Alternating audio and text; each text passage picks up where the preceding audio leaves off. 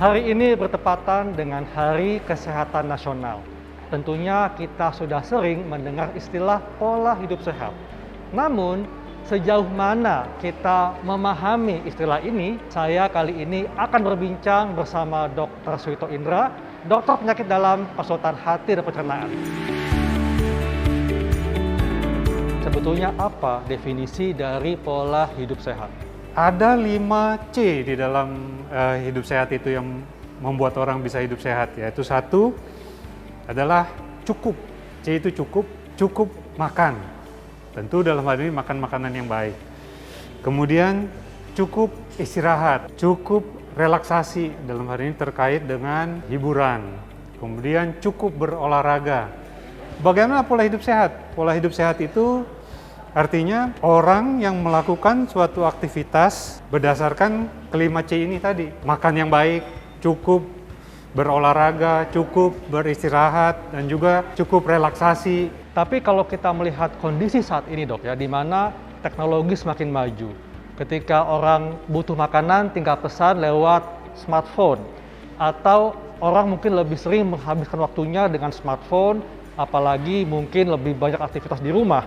Nah, apa saja sih dok pemicu-pemicu yang bisa membuat seseorang terperangkap dalam pola hidup yang tidak sehat?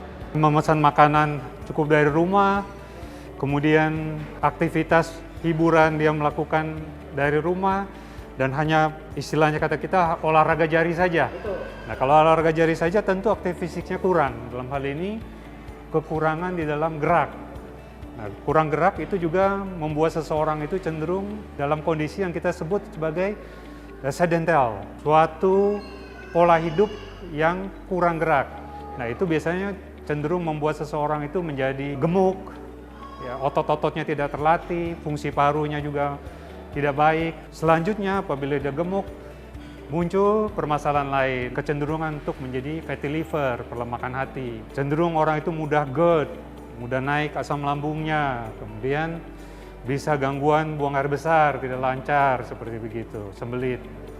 Jadi tentu itu bukan suatu pola hidup yang baik.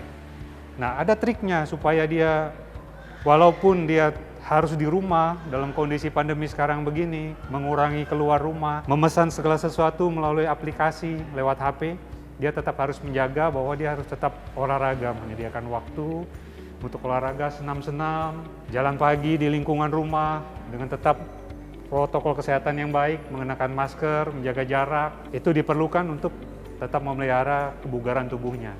Ini masih ada sebagian masyarakat yang merasa ketika dia tidak ada gangguan, merasa sehat, ya, dia kadang-kadang mengabaikan pola makan atau merasa dia tidak ada penyakit, misalnya dalam keluarga tidak ada penyakit diabetes, sehingga dia melakukan pola hidup yang biasa saja. Nah, ini sebetulnya sejauh mana dok kaitan antara genetika, keturunan, dengan pola hidup sehat itu sendiri?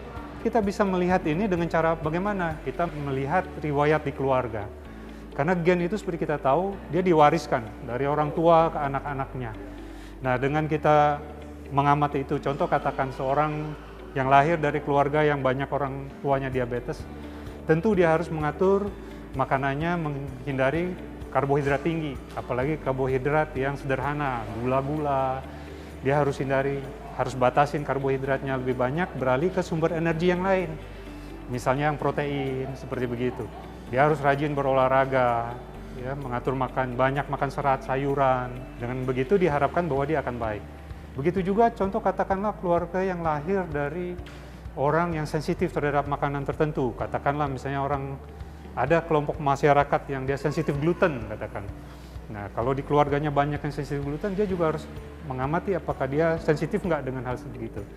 Kadang-kadang seringkali hipersensitivitas terhadap makanan itu kemudian membuat dia ikut-ikutan sakit. Dengan dia tahu bahwa dia tidak dapat mengkonsumsi makanan itu, dia bisa menghindari keluhan, tidak perlu mengalami hal yang sama dengan orang tuanya. Secara umum itu bagaimana sih seseorang bisa mengetahui bahwa pola makannya itu sudah sehat? Karena kan mungkin masyarakat tahunya bahwa harus banyak konsumsi buah-buahan. Buah-buahan ini kan juga ada yang mengandung tinggi gula, atau mungkin perbanyak konsumsi gandum. Nah, apakah selain jenisnya, masyarakat harus tahu kan mengenai jumlah porsinya, kemudian mungkin jam makannya juga, Dok.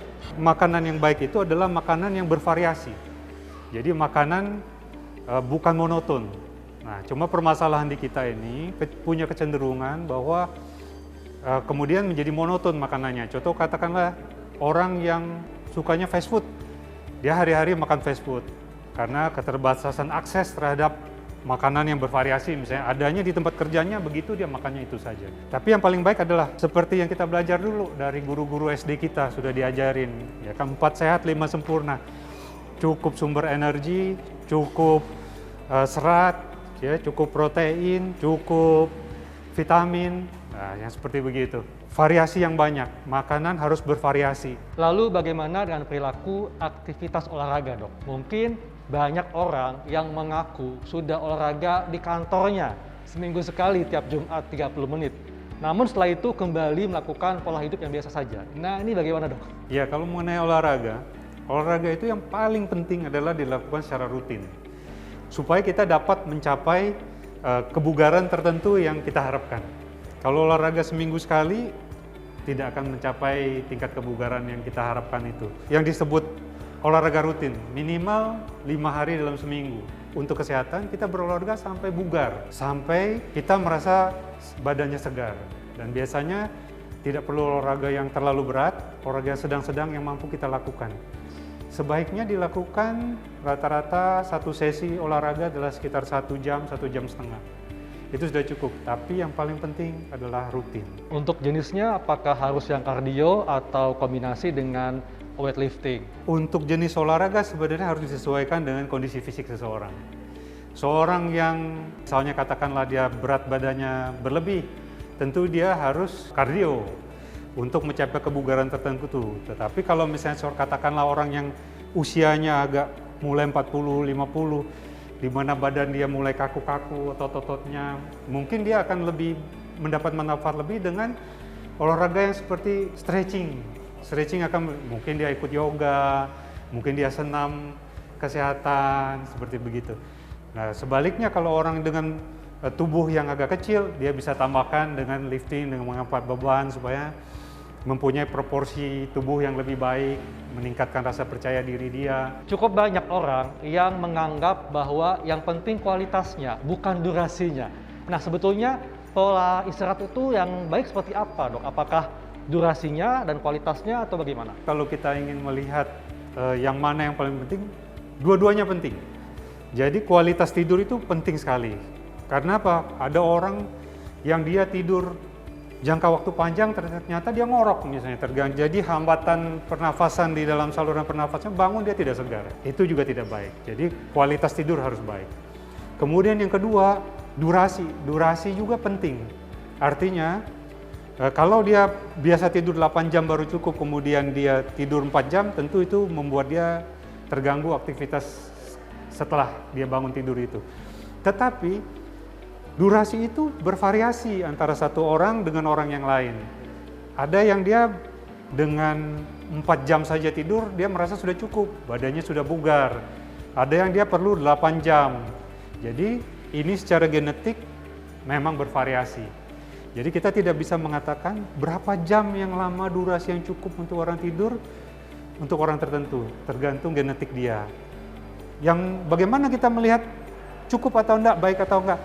Kita lihat dia setelah bangun tidur. Kalau dia bangun tidur fresh, badannya segar, berarti dia kualitas tidur baik, sudah cukup durasinya. Kalau dia tidur panjang 12 jam tapi bangun tidak segar, berarti kualitas tidur tidak baik. Atau sebaliknya, sebenarnya kualitas tidur baik tetapi dia tidurnya kurang waktunya, bangun juga dia pusing kepalanya. Jadi dua-duanya penting, harus kita perhatikan dan kita sesuaikan dengan kondisi genetik dan fisik orang tersebut. Jadi untuk melakukan pola hidup sehat tidak mesti mahal, yang penting kita niat dan berkomitmen untuk melakukannya. Baik, Dok, terima kasih untuk penjelasannya. Sama-sama. Demikianlah perbincangan saya bersama Dr. Suwito Indra, dokter penyakit dalam konsultan hati dan pencernaan. Saya Dr. Eka Lansari untuk Hidup Sehat Plus.